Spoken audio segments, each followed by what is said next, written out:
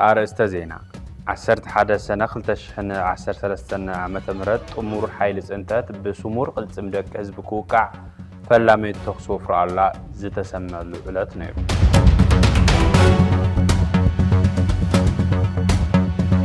مسرح من الملا مناسي زملكات نمنجس تقراينبر نبيرو سلام نزلتان عيملكات نكبل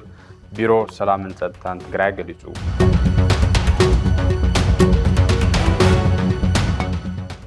دحري مززام كينات أمريكان إيران تاريخ واسم معتن هاجرات كم زتفرمت حبيرو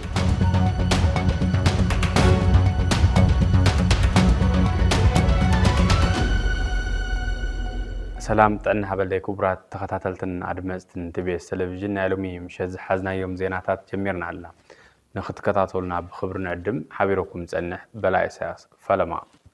أزعلت أب تاريخ أنت نذكر عسرت حدا سنة قلتشحن 13 عامة مرت بيمانن تقامن بمدرن سماين وفيرو حزب تقراي كتسنت زلعلت أمور حيلس انتات بسمور قلت مدك حزبكو قاع فلامي تخصوف رعلا استسمع العلت نيرو حيلتات تقراي هلونون مقصال أب قولاتات تنبينن خالوت كباويتاتن سفحتنا يمسطا مسرح تكسرح دهر مصنح كم زعلت وفراء الله استبحال برق أو فريق جمر بخالو حموش عملت ندحريت خيدنا نرخبو تكسان تايو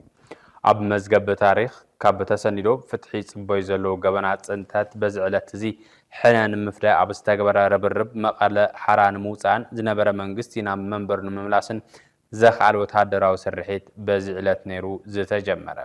أب أخراناتن شنطروتاتن تنبين خالوت كبابيتات تقراين زنبرو مناسيات تسفان حرانا تحنقيتهم حدش من قد أنا ديومن حاد وتهدراو سرحيت بعاوت نمزام زرعي وتاريخهم من كسغاس خالة ملكعنا يزعلتن خالة قزنا يتحدش ولدن خوينو تساني دولو عسرت حدا سنة خلتشحن عسرت 3 عام تمرت وقحتا الساعات عسرت حدا قبل علي ببل عسرت حدا كفل سراويت استجمر أزمة قاعتي قبل علي حزب تقراي سفيح قبن قبل علي زفتصم سراويت شعبية مدنقاز فتيرو نعدو كادم زقبر منبارون أكال زخري إز سرحيتيو وفرعوا الله بالعلنا ورارت حيلتات ناوره أب أقدالن قولاتات نزا حاجة حيل تقراي كابع عسرت حدك 19 سنة بالعلي ورارتي بزاب صحو مرير وكعيت نزبز زحمرية تقراي حراز قبر عوي وفر خوينو أب زبناوي تاريخ تقراي تقميت الله بسوم سومي أفريكاو جنرال أولا بانقاز تسيما وفري أولا عبي هزباو لوقتو حزو بزو حدك كسبي أخطيلو عاوت ممزقاب زجمر العلت من بارون عمقت تاريخاوينتو كعزز غيرو ويو بمسوات دك حزبي نعوارح قبل علي زبز حزب تقراي زنبرة صور مجزعتي كابنقدع حزب تقنتتو تقراي تسفا سلام كتريز قبر علت قدم حموش عامت كم زعلت نيرو دحيرو زمس أساقم بزي قدس دحيرو ستحاز قوامن نايمريح نتقلولاون بزي قدس اتي مانتهز بستقبرة تقارلو استخفل مسواتن استمزقب أقرى معاوتن قن ناهز ببو مخانو أي حاسسن أي دمسسن كبراتن كبرانن زعلت انت نذكر تاريخاو فصامتات زتانا غدن جغان دق حزب نمسل نكبرن لعلنا عدمن حزبومن زغبرو زغرم تقادلو زمزغبن علت نذكر صلاتي اب لعل حزب تግራይ زفصمو وسف زيبل بدلن غبنن زحررومن حرينوم برخاز وفورن دق حزبي كمزي قنيات اب كباب تنبين بزكاير وتوادده وتدراو سرحيت مقله حرا كتوصن تسفا سلام كبرقن زغبره كنت منبارو زذكريو نكبر مسواعتنتن قياس راح تدق حزب نمذكر سعب سوالده تحزتو تخاتاتينا نملس الولا اتا سحول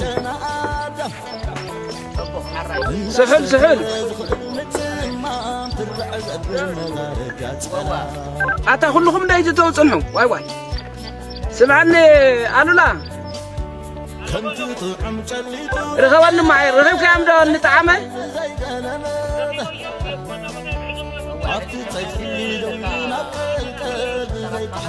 هو تنا عند حدا نافتي أخي دا ناتكان عند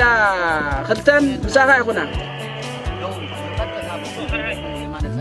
تنقلكم تيل طلا يتوالو حباب بيلك حزن كساعة تحت يقرز انه قزع عنه يدفع حيزان له سويلي تقرنيا هذه نسم نقولكم نحن نعقب نوصلو أمودات أدما أفتعقب كينا نتحتم معادنا نقوم نريقلو نسم ما مودات زقبور المعراف نوصح لنا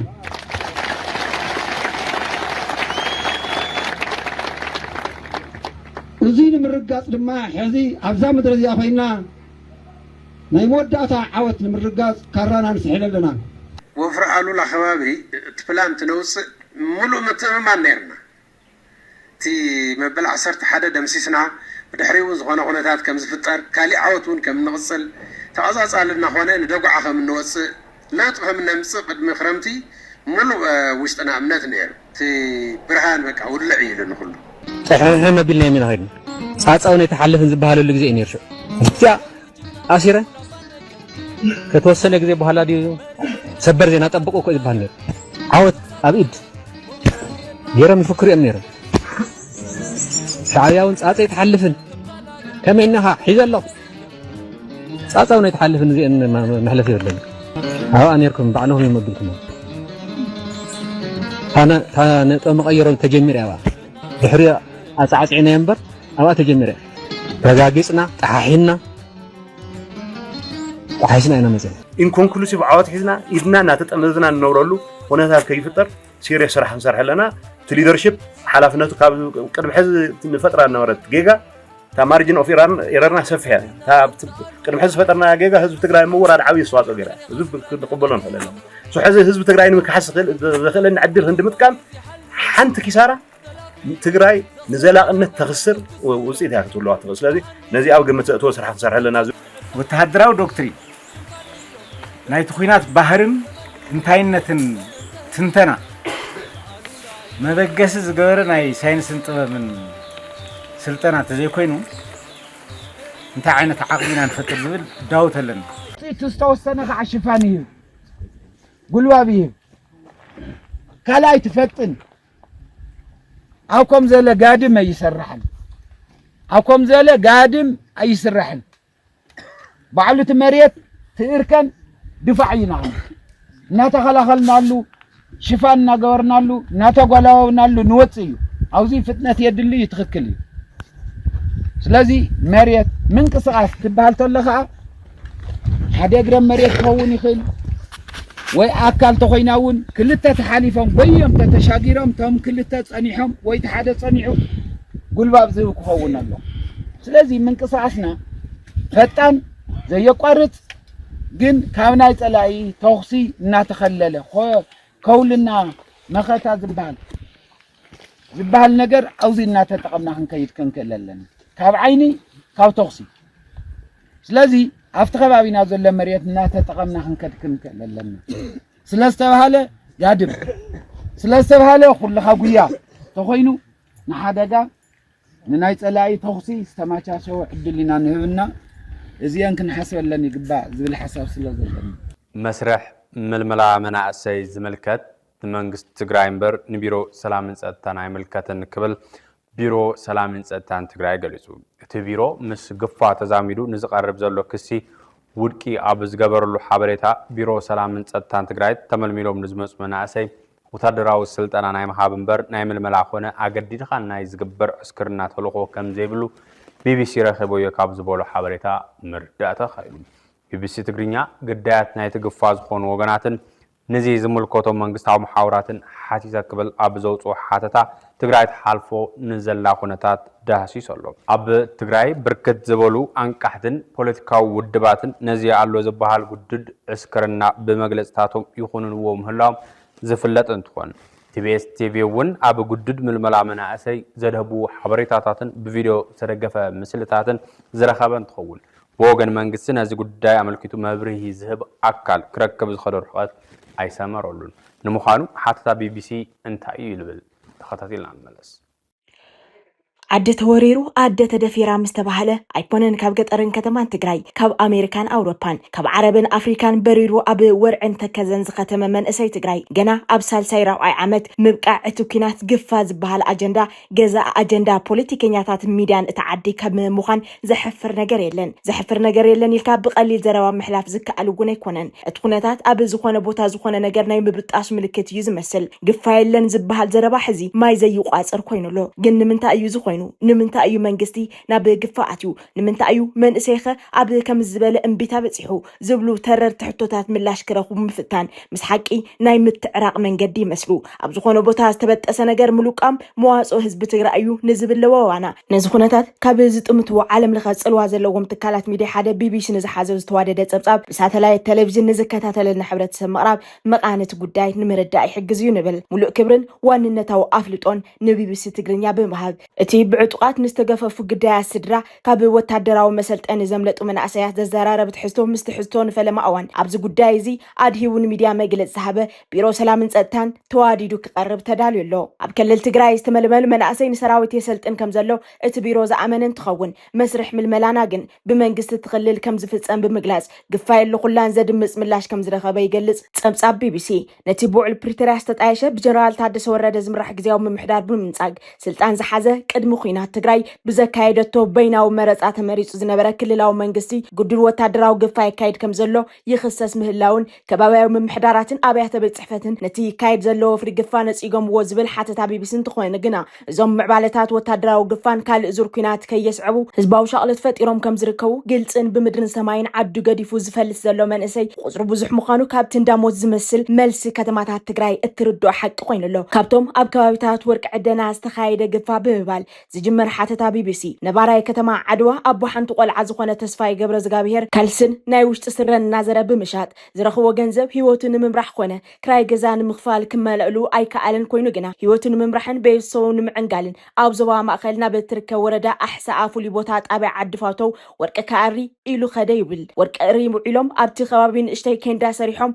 እዮም ዝድቅሱ አንጊሆም ገስጊሶም ድማ ናብ ወርቂ ምዕራይ ይወፍሩ 13 ጉንበት 2018 ዓመተ ምህረት በኢትዮጵያ ሰዓት 11 ፈረቓን ከባቢያዊ ቆጻጽራ መሬት ወግወግ ምስ በለ ከም ልሙድ ክወፍርን ትብሉ ዝርዮም ብዕጡቃትን ፖሊስን ከም ዝተኸበቡ ተረዲኦም ዝበለ እቲ ጸብጻብ እቶም 180 መንእሰይ በኣስታት 25 ዕጡቃትን 4 ፖሊስን ተገፊፎም ኣብ ከተማ ኣሕሳኣ ናብ ዝርከብ ቤት ትምህርቲ ዓዲ ፍታው ተወሲዶም ኣብ ሓደ ክፍሊ ብዘይ ምግብን ማይን ተቐሊፎም ሓዲሮም ንጽባሒቱ 14 ጉንበት 2018 ዓመተ ምህረት ሲቪል ተኸዲኖም ሽጉጥ ዝዓጠቑን ሰባት ምስ ዝዕጅብዎም ፖሊስ መጽኦም ናብ ግንባር ናብ ብረታዊ ቃልሲ ንኽንኸይድ ከም ዝገፈፉና ጌሮምና ክብል ንቢቢሲ ምዝራቡ ኣብዚ ጸብጻብ ተንጸባሪቕ ኣሎ እቶም መናእሰይ ኣብ 3 ኣውቶቡሳት ተጻዒኖም ኣብ ዞባ ማእኸል ጥቃ ነበለት ናብ ዝርከብ ስጉሕ ዝበሃል ወታደራዊ መሰልጠኒ ከም ዘጋዓዝዎም እቶም ምንጭታት ገሊጾም ለይ ዝብል ሓተታ ቢቢሲ ኣብ ጣብያ ማርያም ሸዊቶ ምስ በጽሑ ተስፋይ ካብቲ ግፋን ዝጽበዩ ወታደራዊ ተዓሊምን ንምህዳም ካብ መኪና ዘሊሉ ምውራዱ ኣብዚ ማዕኸን ዜና ተሰኒዶም ካብ ንረኽቦም መሕዘንቲ ታሪኻት ሓደ እዩ ኣብ መንገዲ ወዲቑ ዝረኸብዎ ነበርቲ ከባቢ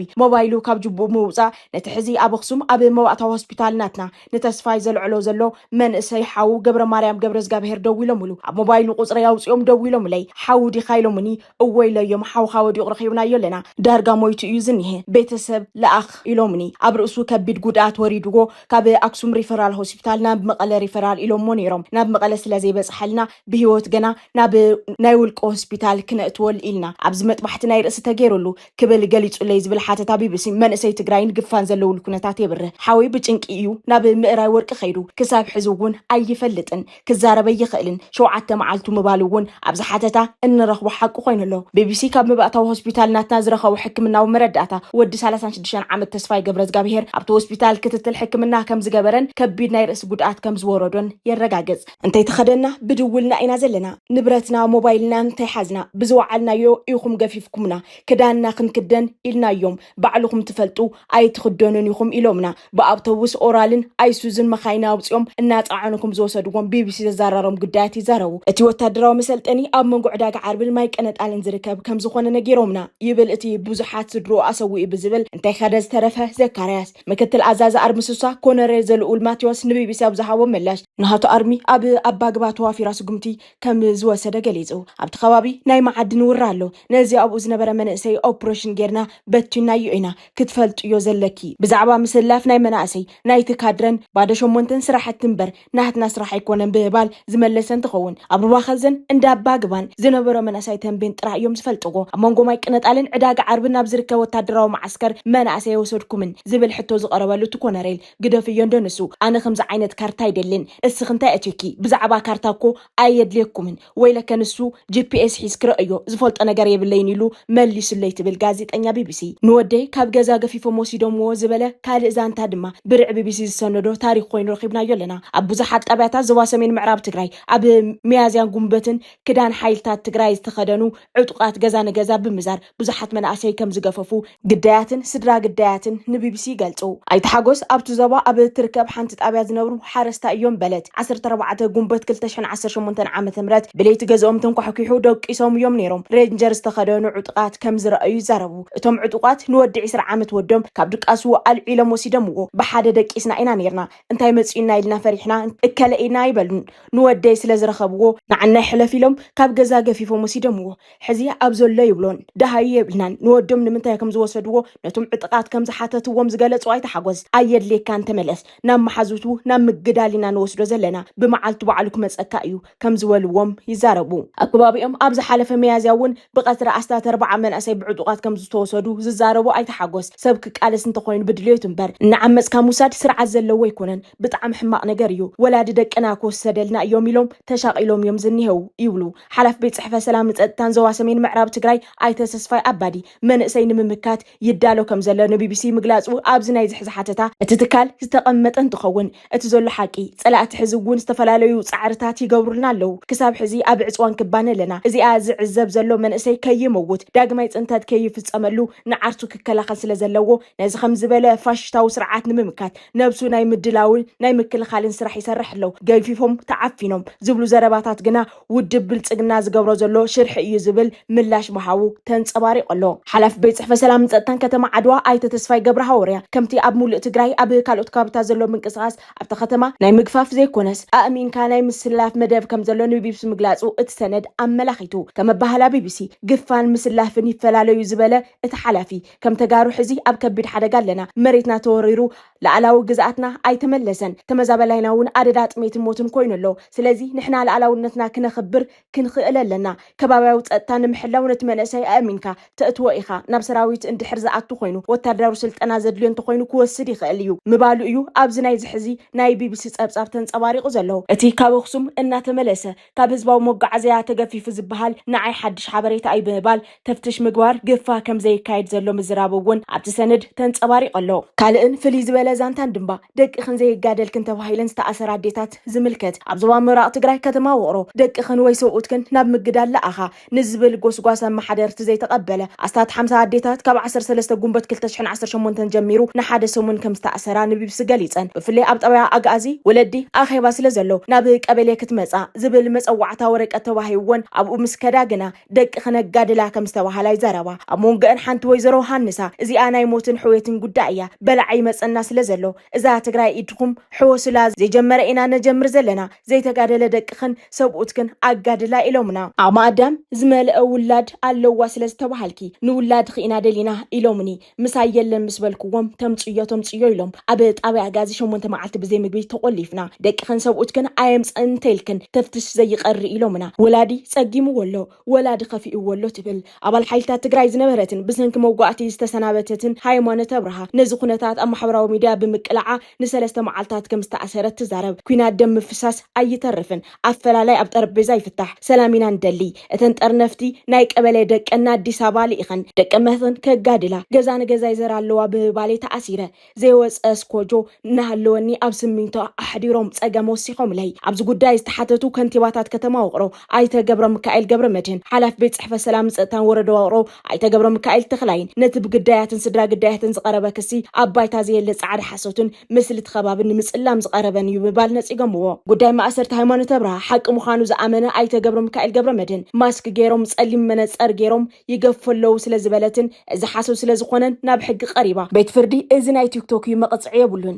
ኢሉ ብ5000 ብር ወሓስ ለቂቑ ዋይሉ ካብ ወታደራዊ መሰልጠኒ ዘምለጠ መንእሰይ ድማ ብ16 ሚያዝያ 2018 ዓመተ ምህረት ኣብ ዞባ ሰሜን ምዕራብ ካብ ዝርከብ ሓደ ጣብያ ከባቢ ሰዓት 5 ናይ ለይቲ ኣብ ቀድሞ ወለዱ ብዕጡቃት ከም ዝተወሰደ ዝዛረብ ሰናይ ኣብዛና ኣብ ዝርከብ ወታደራዊ ማዓስከር ን28 መዓልታት ወታደራዊ ስልጠና ከም ዝወሰደ ይገልጽ ወዲ 19 ዓመት ሰናይ ምስ ካልኦት 15 መናእሰይ ከም ዝተወሰደን ኣብቲ መሰልጠኒ ተዓሊም ሕማቕ ኣተሓዛ ከም ዝገበሩሎምን ይሕብር ጎታ ዘለዎ በረኻ እዩ ቤት ትምህርቲ ዝመስል እዩ እቶም ክፍልታት ውስናት ስለ ዝኾኑ ኩሉ ሰልጣን ኣብኡ ክድቅስ ይኽእልን ቀዲሙ ዝኣተወ ኣብ ክፍልታት ይሓደር ዝተረፈ ድማ ኣብ ደጋብ ኬንዳ ይሓደር ኣብ ሓደ ክፍሊ ክሳብ 30 ንኸውን ሰባት ተጨናኒቕና ኣብ ስሚንቶ ኢና ንሓደር ፍራሽ ኮነ መደቀሲ የብሉን ንኸይንመለቑ ሓፀሩን ሓለዋን ኣለዎ ኣብኡ ንግሆ ምሸትን ሰዓትን ይርእዩ ኸምበር ኣብ ምንታይ ትድቀስ ዝብል ጉዳዮም ኣይኮነን ንጎን ድሕሪ ሰዓትን እዮም ዘሰልጡንና ጉያዩ ጉና ፍልሊ ኣካላት የስሩሕና ስልታ ኣታኣታትዋ ጸላኣን ምትኳስ ኣጽዋርን የሰልጡንና ይብል እዞም ልዕል ኢሎም ዝተዘርዘሩ ዛንታታት ንቢሮ ሰላም ጸጥታን ትግራይ ሓቲተ ዝበለ ቢቢሲ ኣብ ትግራይ ተመልሚሎም ንዝመጹ መናእሰይ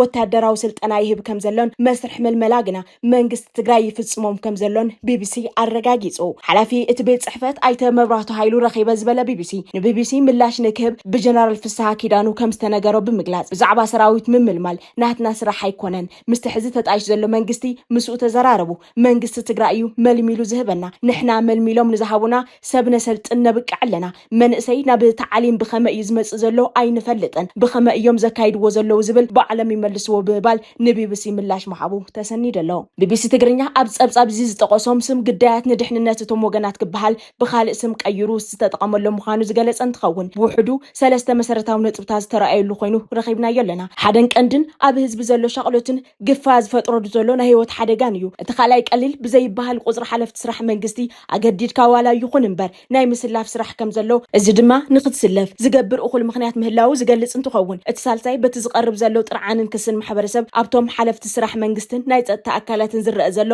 ቁጥዐን እዩ እዚ ኩነታት እዚ ከምቲ ኣብ መእተዊና ዝበልናዮ ዓዲ ተወሪራ ኣደ ተደፊራ ምስተባህለ ኣይኮነን ካብ ገጠርን ከተማን ትግራይ ካብ ኣሜሪካን ኣውሮፓን ካብ ዓረብን ኣፍሪካን በሪሩ ኣብ ወርዕን ተከዘን ዝኸተመ መንእሰይ ትግራይ ኣነጻጺርካ እንትርአ ብትኽክል ኣብ ዝኾነ ቦታ ዝተበጠሰ ዝኾነ ባእታ ከም ዘለው ዘመላኽት ኮይነሎ ዓደይን ህዝበይን ዝበለ መሪሕነት እዚ ክፍተት እዚ ኣጽኒዑ ከመልእ ናይ ምግባር ታሪካዊ ሓላፊነት ኣለዎ ሰላም ንትግራይ ህላውን ድሕንነትን ህዝቢ ትግራይ ንምውሓስ ዝወፀ ኣዋጅ ብሄራዊ ክልላዊ መንግስቲ ትግራይ ዝብል መፀውዒ ዝተዋሃቦ ረቂቕ ኣዋጅ ኣብዚ ቅንያት ውዒ ፖለቲካዊ ዛዕባ ኮይኑ ምቕጻሉ ይፍለጥ እዚ ረቂቕ ኣዋጅ ትግራይ ካብ ብመንቀርቀር ዘውፅኡ ዝብሉ ኣካላት ዘለዎ እንትኾን እቶም ብሞት ዘቕፅዑ ዓንቀጻቱን መሰል ምዝራብ ዝኽልኽሉ ትሕዝቶታትን በተሪር ይንቀፉ ኣለዉ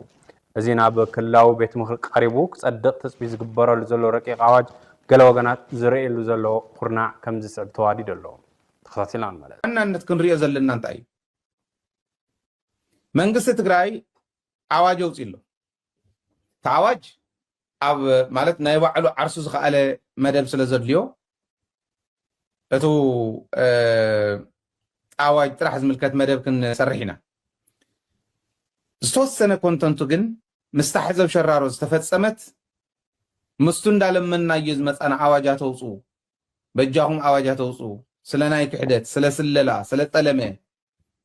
እዚኦም ዝምልከቱ ኣዋጅ ኣውፅኡ እንዳልና ልምን ነር ደደቢት ሚድያ ህዝብና ምስክርና እዩ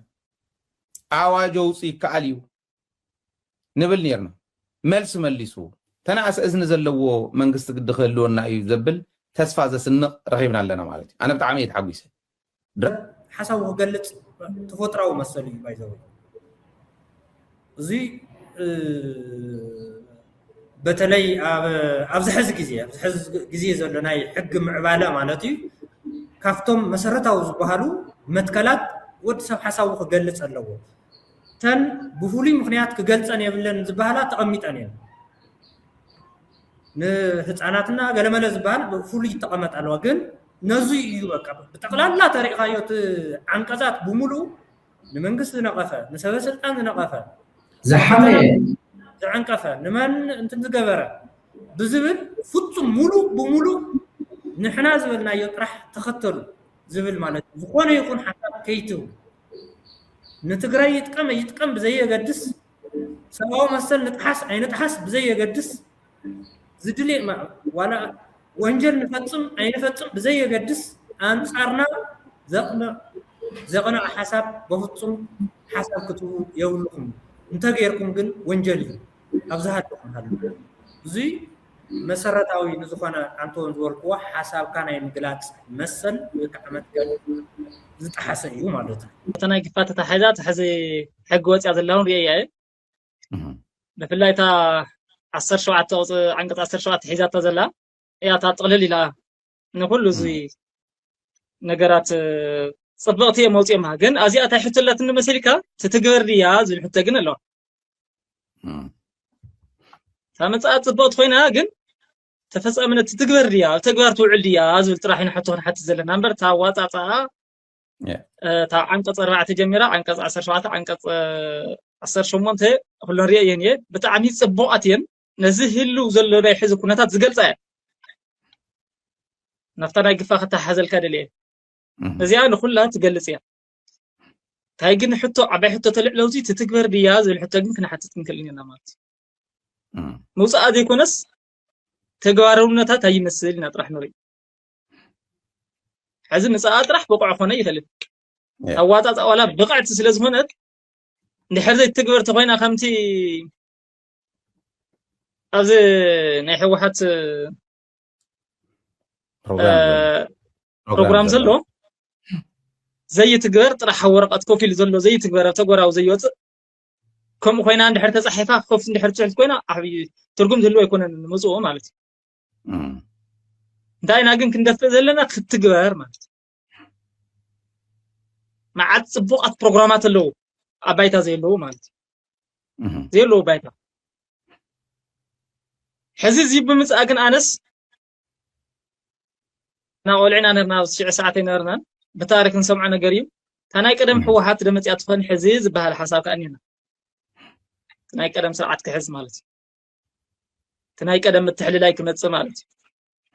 تناي قدم انا خسوا ازمص انتان مالتي كبيد مالت صحنكو فلط يم زصواتي من ما نصيمون صحنكو نوعلو تحتاتነት كحلومي مالتي مخنياتوس زي فلط ነገር የለም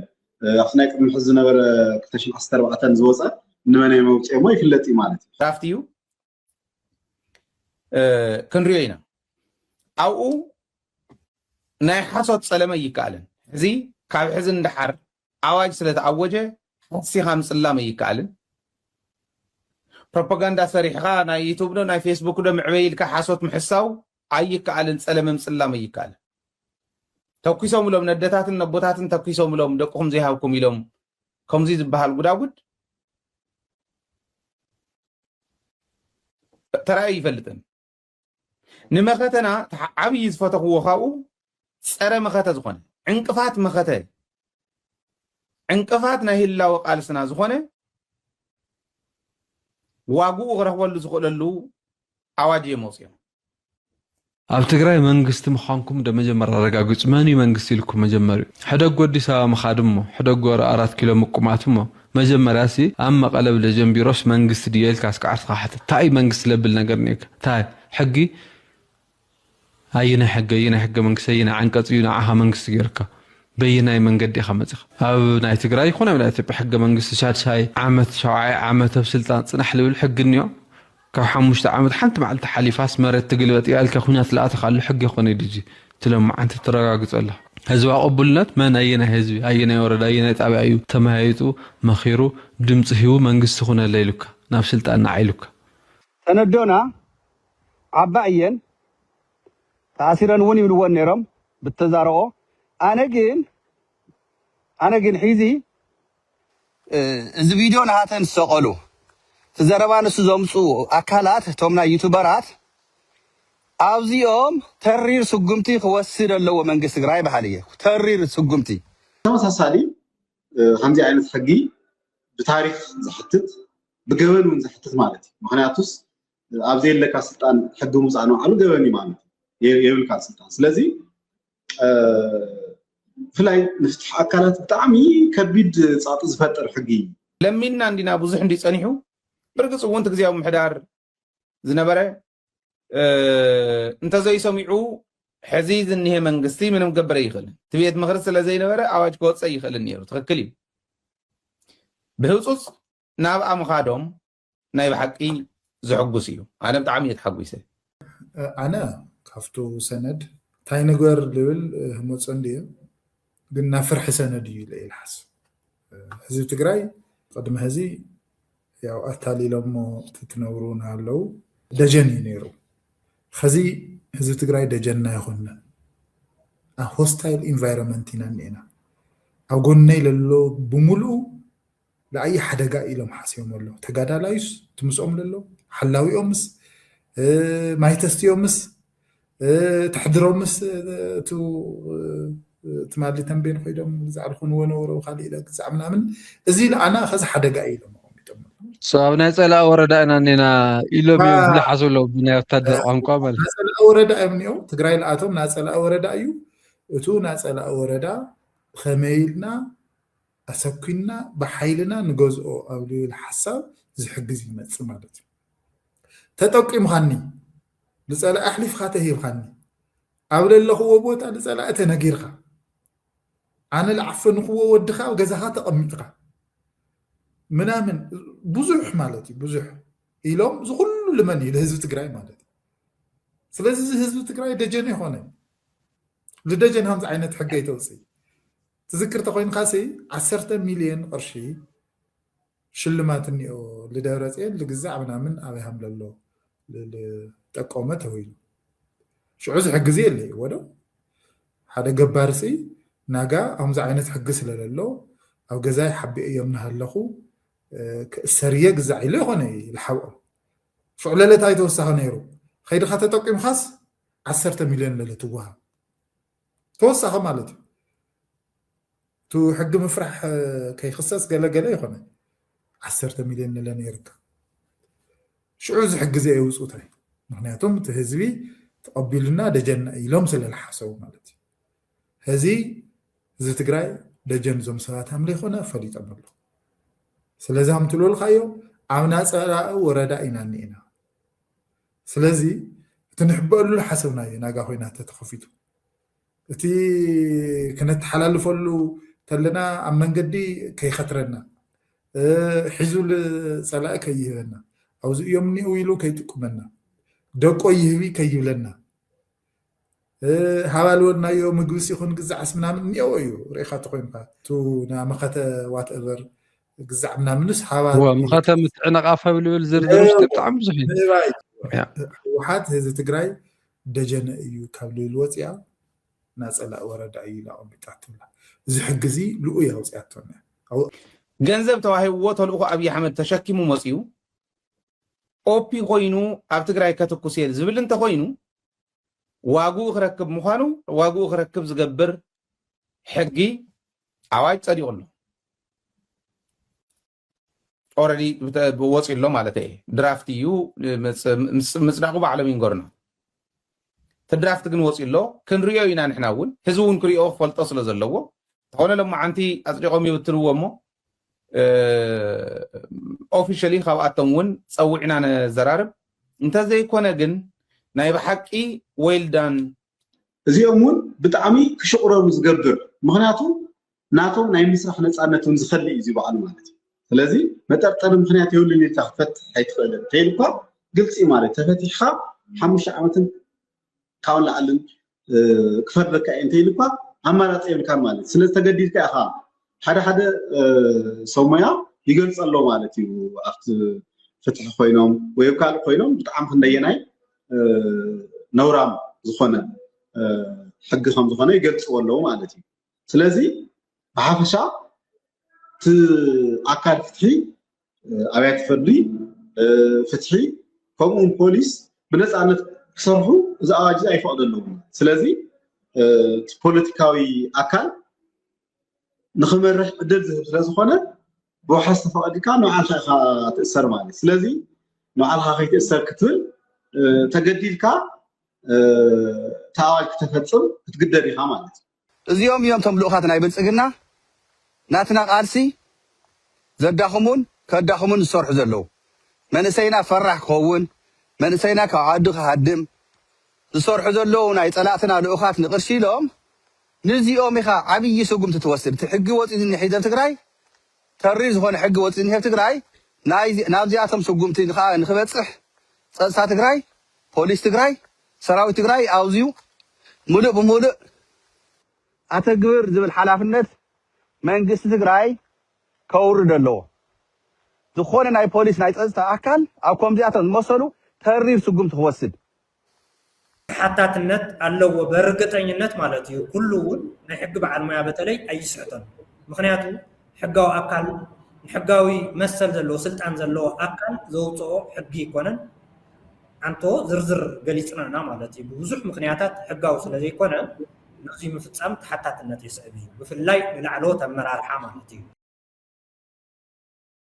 ፕሬዚደንት አሜሪካ ዶናልድ ትራምፕ ብዛዕባ ዓብይ ህዳሴ ግድብ ኢትዮጵያ ዝሃቦ አካታዒ መግለጺ ኣብ ቀጻሊ ርክብ ኢትዮ ግብጺ ኣልታዊ ጽልዋ ክህልዎ እዩ ተባሂሉ ፕሬዚደንት አሜሪካ ዶናልድ ትራምፕ ምስ ፕሬዚደንት ግብጺ ዓብደልፈታህ አልሲሲ ኣብ ጎኒ ጉባኤ ጉጅለ ሸውዓተ ኣብ ፈረንሳይ ኣብ ዝሃብዎ ሓበራዊ መግለጺ ዓብይ ግድብ ህዳሴ ኢትዮጵያ ንግብጺ ብዙሕ ሽግር የስዕበላ ከም ዘሎ ገሊጹ ዋሽንግተን ኣብቲ ጉዳይ ዳግማይ ወፍሪ ክትገብር ከም ትኽእል እውን ትራምፕ ገሊጹ ትራምፕ ግብጺ ብሰንኪ ምስሓብ ማይ ኣባይ ብኢትዮጵያ ኣዝዩ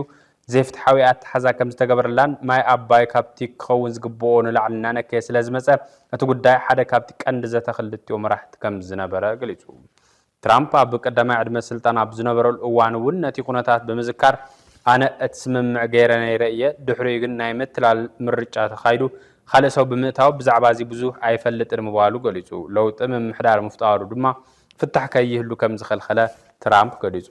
እቲ ዝሓለፈ ምምሕዳር ዝኾነ ነገር ክፈትሕ እኳ እንተዘይካኣለ ሕዚ ግን ኣሜሪካ ኣብ ጉዳይ ግድብ ዳግማይ ጣልቃ ክትኣቱ ድልውቲ ምዃና ፍሊጥ ኣላ ክብል ትራምፕ ወሲኹ ገሊጹ ትራምፕ ናብቲ ጉዳይ ግድብ ህዳሴ ክንምለስ ኢና ክንፈትሖ እንተኽኢልና ክንርኢ ኢና ክብል ተዛሪቡ ኣብ ኤርትራ ንዓመታት ዝጠፍኡ ውልቀ ሰባት ድሃዮም ዘይምርካቦም ዘሻቕሉ ይክብል ፍሉይ ጸብጻቢ ሰብኣዊ መሰላት ሕቡራት ሃገራት ኣብ ኤርትራ መሐመድ ዓብደል ሰላም ንቤት ምኽሪ ሰብኣዊ መሰላት ሕቡራት ሃገራት ኣብ ዘቕረቦ ጸብጻብ ገሊጹ እቲ ፍሉይ ጸብጻቢ ራፖርተር ከም ዝበሎ ሃለዋቶም ካብ ዘይፍለጥ ዓመታት ኣውፂሩ ዝጸንሐ ዜጋታት ሃገረ ኤርትራ ክምርምርን ድሃይ ሃለዋቶም ክፈልጥን ይግባእን ትብል ሓቲቱ ኤርትራ ኣብ መዝገብ ሰብኣዊ መሰላታ ዝኾነ ምዕባለ ከም ዘይገበረት ዝገለጸ እቲ ፍሉይ ራፖርተር እቲ ሃገር ምስ ኢትዮጵያ ኣብ ኣፍ ደገ ሓድሽ ኩናት ከም ዘላ እውን ኣብ ጸብጻቡ ጠቒሱ ከመገላልጻ መሐመድ ዓብደል ሰላም ሓድሽ ኩናት ኣብቲ ዞባ ንዝያዳ ግህሰት ሰብኣዊ መሰላት በሪ ክኸፍት ከም ዝኽእል መሰጠንቀቐ በኣንጻሩ ኤርትራ ነቲ ዝቐረበላ ጸብጻብ ብትሪ ክትቃወሞ ተራእያላ ነቲ ብዛዕባ ሰብኣዊ መሰላትን ስጋኣቲ ኩናትን ዝምልከት ጸብጻብ ሙሉእ ብሙሉእ ከም ዝነጸገቶ ብወካሊኣ ገለጸት ኤርትራ ንዓመታት ሃለዋቶም ዘይተፈለጡ ደቃ ኣለውን የለውን ምባል ግን ኣይደፈረትን ኳዳ ኣብ ልዕሊ እዚ ጉሁድ ሓቂ ዘቕረበ ራፖርተር ተቃውሞ ዘልዓሉ ተወከልቲ እቲ ሃገር ዕድመ ስልጣንን እቲ ፍሉይ ጸብጻብ ብህፁፅ ክቋረጽ ነዚ ድማ ባይቶ ሰብኣዊ መሰላት ሕቡራት ሃገራት ድምፂ ክህብን ፀዊዓ ግድዱ ዕስክርና መናእሰይ ማእሰርቲ ጋዜጠኛታትን ፖለቲከኛታትን ከምኡውን ብዘይ ሕገ መንግስትን ባይቶን ብዘይ ኣማራፂ ሚድያን ሕገ መንግስታዊ ስርዓትን ልዕሊ 30 ዓመት ዝፍለጥ እዚ ሃገር ምስዋር ድሃይ ዜጋታት ሓደ ካብቶም ተደጋጋሚ እትኽሰሰሎም ዘሎ ኣጀንዳታት እዩ ድሕሪ ምዝዛም ኩናት ኣሜሪካን ኢራንን ታሪኻዊ ስምምዕ እተን ሃገራት ከም ዝተፈረመ ተሓቢሩ እዚ ስምምዕ ኣብ ሞንጎ ፕሬዚደንት ዶናልድ ትራምፕን ፕሬዚደንት ኢራን መስዑድን ብዲጂታላዊ መንገዲ ኣብ ፓሪስ ፈረንሳይ ኣብ ዝርከብ ቤተ መንግስቲ ቨርሳይ ዝተኸተመ ኮይኑ ብሸምጋላይነት ቀዳማይ ሚኒስትር ፓኪስታን ሸህባዝ ሸሪፍን ብመንግስቲ ኳታር ዝተመቻቸወ ምዃኑ ተገሊጹ እቲ ዝተኸተመ ስምምዕ ምስ ተኣወጀን 14 ነጥብ ዝሓዘ ሰነድ ምፍራሙን ስዒቡ ዋጋ ዘይተጻረየ ነዳዲ ብሬንት ኣብ ዓለምለኻዊ ዕዳጋ ነዳዲ ብሓደ ነጥቢ 12 ሚእታዊት ቀኒሱ ናብ 78.66 ዶላር ከም ዝበጽሐ ተሓቢሩ ቀንዲ ድንጋጌታት ስምምዕ ኣብ ሞንጎ ኣሜሪካን ኢራንን ብኩሉ ግንባራት ብፍላይ ድማ ኣብ ሊባኖስ ዝካየድ ዘሎ ወታደራዊ ግጭት ብቁልጥፉን ብቀዋምን ደው ክብል ዝደንግግ ኮይኑ ክልቲአን ሃገራት ኣብ ነንሕድሕድን ወታደራዊ መጥቃዕቲ ከይፍጽማ ቃልኣትየን ኣለዋ ብተወሳኺ ንዓለም ለኻዊ ንግዲ ነዳዲ ኣገዳሲ ዝኾነ መጻቦ ሆርሙዝ ን60 መዓልታት ብዘይ ቀረጽ ንንግዳዊ መራኸብ ክመላለሳሉ ተስማዕምዮም بمسرت الزممع إيران أبوش 3 معلتات نخل أبتي مصابو زركب نتوكتي كتصريو مخانا أمريكا دما نتي أب حيل بحرا زنبرا أجدا كتول علوم مخانا يجلس الله كما أكلنا يسممع أمريكا بالعلم هرت ندار إيران زنبرا أجدا العلا أمريكان زباو مشاركتان دما دحرتي كنات نسعرتا داقم هنسة إيران بوحدو 300 بليون دولار كمدبا تسمع مين توسخ إيران نيكولوراو أصوار كي تمعبل وكي تركب زعلمة ترير تكنيكاوي دردر نزغت سلسة معلتات أب جنيفا سويزرلاند كخلص المخان تقليزو ازي كام زيلون كلو منستر قدات وصا إيران اسممع بالعلوات مراحتي مفرامو نتسممع بمسارة عالم لخاو حقاوي أفلوت أو كم زهبو قليزو دي غننبر تسممع مسبع كوان تاتو أبي خلو بوليتكاو مسمارات إسرائيل سفح قطعن تقاوم نسعيبو بخالي مداي مبقع دماو كينات إيران نايم راحت لزبن اندحر التلازب قدمو كينات مكار خاك خون كم زقبا زمهر خوينو حالي فولو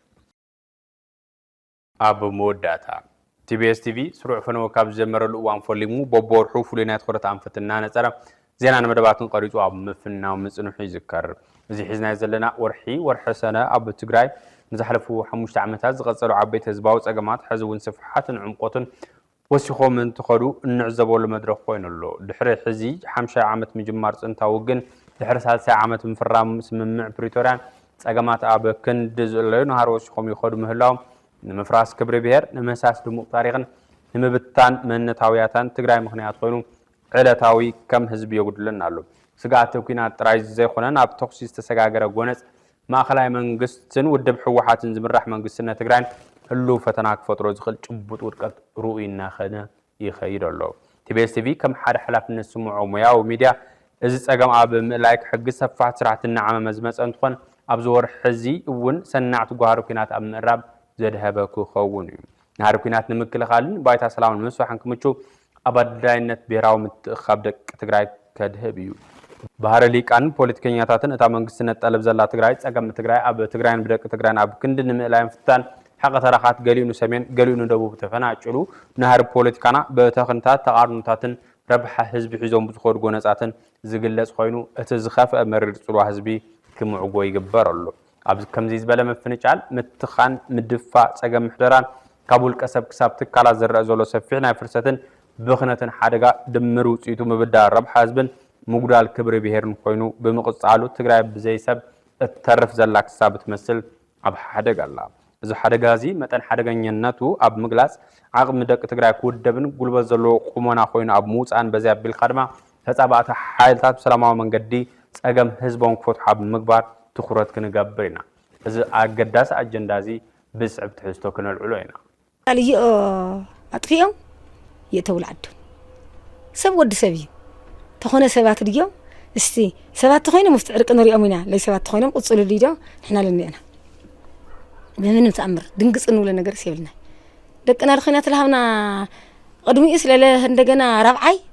ربعي زي ربعي غانيين ده ربعي غانيين تخونه ندعي ربعي دخونه البحال غانيين له حتى تحيدو ربعي ما غانيين تخونه باقر له سب تخونه يملسله هذه المنسي مبرمبرنيا يعني ابقى تعيس الغصب وهي لك نوعيا بهلا اتلاي سمعك ما يصوي واي الخالي ولا والله لا وتصم بيلومني الخالي ولا يتحبوا وا عايزهم دحرجي اخوينا ما يزهم بمنم تامر لا بجزانا لمصنا ينحدك جزا ما تناغري نكحكوي هكا ساتم له حرام مريت علتم بوتاتم له صوي كتحرام مريتم لما قالوا يتمنيهم ما حد يرمنا صدرات قالت دقفهم صيام نيرم تلمرئنا هذيك يعني قونيو ساتون جلس بقول هذه لما عنكرنا محقق وين أتينا نينا ساتون كلب ما تيجي نيرم تم زوانا ويتاجرهم نازل إيه زوال تعرق لنا حلف سل تالي تعرق لنا تبقى أصدني سمعنا أتعرس أتبع خاطو لي سمعنا نفاس جن حيولنا عيون قبل باماتكن دلاني زمان سينا ترلخا من سيخري إني حزن ثاني على الولا طعم تنادي إني أمه تنديت زياد حنا سنة يلمس اللي رجيم قنوة ودينا بروح معلتو على كل زر نولع عقوقنا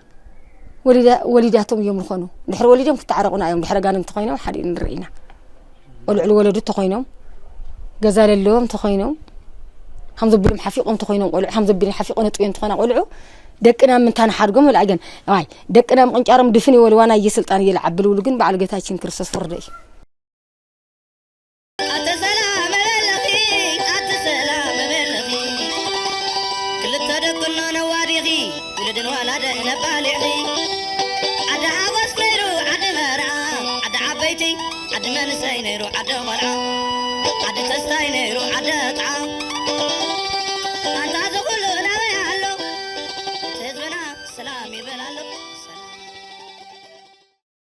كبراتن زيناتاتنا كتكتاتلو وصنحو يمسنيرو مسترفو خالوت مدلوات TBS حبيركم ناصنحو سلام